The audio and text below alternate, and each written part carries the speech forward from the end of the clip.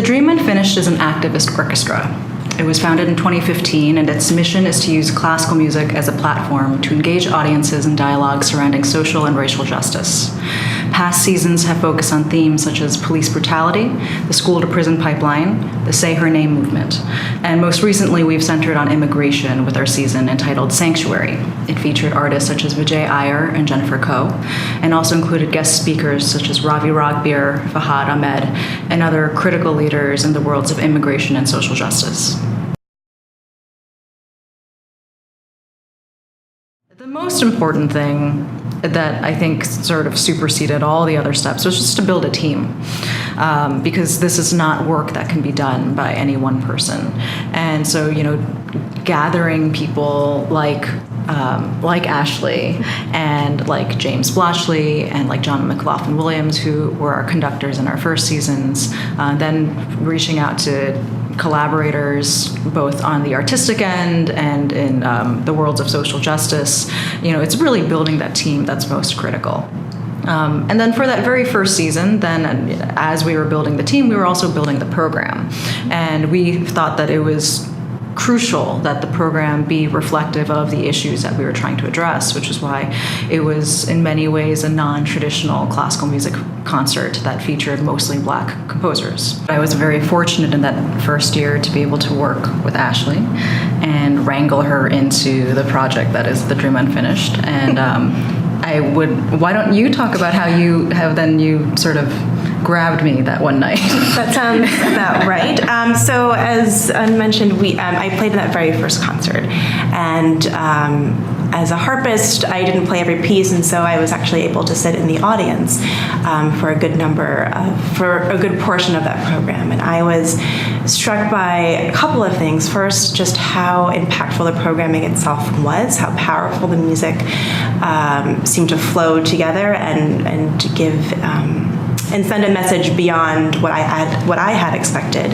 But also, secondly, how engaged the audience was and how diverse the audience was. This concert took place in July, which in New York City is typically, it's a slower season for classical music, and seats were filled and people were really paying attention to the music and the words that were spoken. And I just said, and if this happens again, let me know, because I'd love to be a part of it. And so over, the course of a few months, we got to learn about each other, and I shared with her my research on Margaret Bonds, who's a Black female composer, and as it turned out, that was really kind of going to be the theme for the following season, and that's how I got roped in. And we've just been so fortunate to work with Ashley because she's actually worn a number of hats with our organization. So as she's mentioned, she's performed with us as a harpist. She's actually performed as a soloist on her instrument in our 2017 season in a really stunning William Grant Still piece called Inanga, which should be heard more often. That's why I'm telling you the name of the piece and the composer. But her research in Margaret Bonds was actually critical in programming our Sing Her Name season, which took place in 2016 and focused on the marginalization of women of color, frequently in this conversation of Black Lives Matter. So when I think about my own work and how my artistry is sort of pushing the boundaries in terms of engaging audiences around social justice issues, the first thing I think about is what's important to me and what resonates with me, because artistry is about sort of the individual, right? And so for me to be authentic and to feel comfortable, I sort of look for issues that I'm concerned about. And then from there, for me, the fun part is coming up with the program. And so music that's going to resonate with that idea. So for example, if I'm thinking about trying to diversify people's listening experiences of classical music so that they're not just listening to Bach and Beethoven, so challenging them to think about where are the female composers. So if I'm doing a concert about that, I'm looking at excellent works by female composers And in the course of that, I'm doing a lot of research because with my own projects that I do, chamber music or solo, I'm also creating a narrative to go along with the actual performance. And so I'm looking for bigger themes to go that will make the music sort of resonate even more with listeners. I'm really glad that Ashley brought up that point of excellence in music, because I think that a lot of people within the industry of classical music still have it in their head that it's a choice between excellence or diversity, and that you can actually very much have both. And so long as the work is being done, and as I had mentioned before, there isn't a tremendous amount of music by Black or Latino composers that's available, but it most certainly exists. And there, within these different catalogs of composers, there are some really profoundly moving works. I bring up William Grant still. So full disclosure, I actually don't love the Afro-American Symphony, which is probably his most popularly performed work. However, there are pieces in his catalog that I think are really extraordinary, like Inanga, and like Traceries, which was that piece that we did with solo flute and string orchestra and harp and piano in our very first season. And these are the kinds of works that need to be brought to the public's attention, not only because it's a composer of color, but because it's an excellent work that stands on its own merit and should be programmed by all sorts of ensembles and orchestras, separate of any kind of cause. Mm-hmm. And, as far as this idea of audience engagement, I think something that the Dream Unfinished has tried to really focus on in its seasons and its own depth and growth is how to have more moments at which the audience is really asked to do something outside of the norms of a classical music performance. So as an example, in 2016, when we had Kimberly Crenshaw was one of the speakers for our performance, and she asked everyone to stand, and she listed the names of victims of police brutality. The task of the activity was, once you hear a name that you don't recognize, you're asked to take a seat. And when she began listing the names of women, that's when everyone in droves began sitting down. And even just having that very simple exercise, but a very clear visual of what is known and what is talked about and who is talked about and who is valued, having that moment in our concert was really quite powerful. More recently, in our concert that we just had, Sanctuary, there was this actually wonderful moment for this piece written by a Chinese-American composer named Ro Huang. It's called The Sonic Great Wall, and it's actually a piece for audience and chamber ensemble. So at one point, the audience members were asked to show words that they had brainstormed, which were evoking the issues around the border wall between Mexico and the US. And when the audience members would raise these words, and the musicians were asked to improvise based off of the words that they were seeing. And so the fact that they had that moment where they were not only a part of the piece, quite literally in its composition and performance, but as I had heard from some audience members afterwards, people mentioned feeling seen.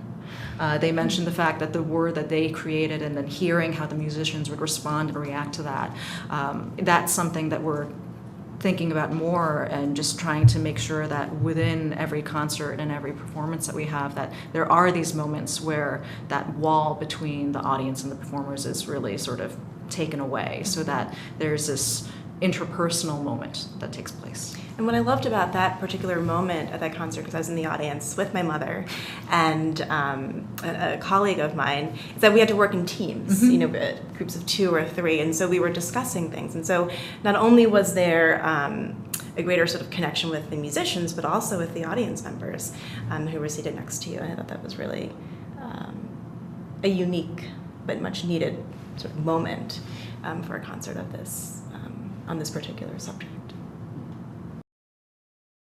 Something that I sort of make a goal to do each year is to have something with my name on it. So it's usually a chamber music program.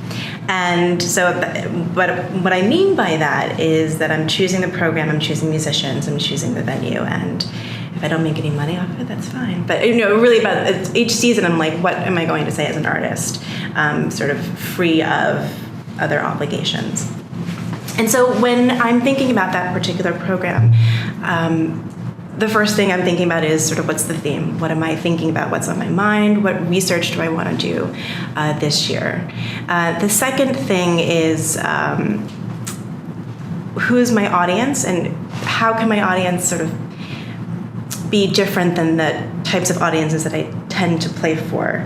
I play a lot of contemporary music. And so I'm also thinking about how can I sort of bridge, the grandmothers that I sort of grew up with, the church people who came to my concerts as a kid, also with those in New York's classical music scene. And so in thinking about that, the programming then has to be of a particular nature. It has to be engaging, but also very accessible.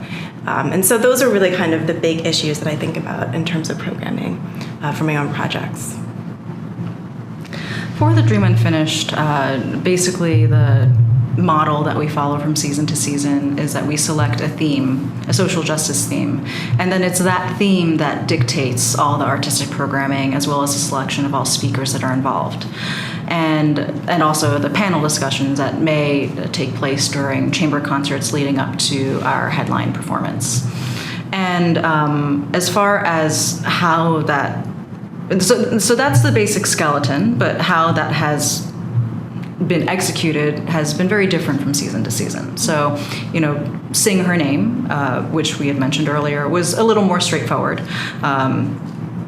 The event was centering Black, cis, and trans women, and so then it also centered Black women composers. I think the Dream Unfinished is in a position to have this question more readily and more easily because of the fact that it's such a new organization and we're building from the ground up. I think it's a lot harder for organizations that have been around for a long time to have this question of diversity and equity and inclusion, because in many ways it's already sort of a zero-sum game. If there's a nonprofit that has a certain budget and it has a certain staff size, it's not as if you can just add 10 new jobs so that your staff can become more diverse. And it's not as if you can then push out 10 people from your organization to make the staff more diverse. We're really, in some ways, fortunate in that regard, because since we can be building this with that intent, there isn't that question of making space. The space has already been laid out for us. And so that's why it's really critical that our team be as diverse as it is. It looks nothing like most nonprofit arts organizations, because it's really powerful because the administrative team and our board and our musicians, they are really much more reflective of what a city like New York looks like as far as our demographics. And I think Ashley also spoke a little bit about how that is then reflected in the audiences that we attract. And so, having those values and living those values and making sure not only is it a diversity of people, but also a diversity of thought. I mean, we have people coming from all different vantages of the political spectrum. We have people with very different backgrounds. Some folks are really deep in the trenches of social justice work, whereas some folks are much more steeped in classical music. And so to have such different personal perspectives and philosophies coming in and having conversations and being brought to the same table every single time we're making decisions. I think that aspect of it, where we're trying to have more of a lateral approach in our decision making, has been pretty critical as well. I've also espoused the value of not only having a diversity of people, but also a diversity of thought. And what I mean by that is the fact that within our team, there are people coming from different points of the political spectrum, and there are also people with very different backgrounds. We have some folks who are deep in the trenches of the work of social justice. There are some folks who are deep in the trenches of the work of classical music.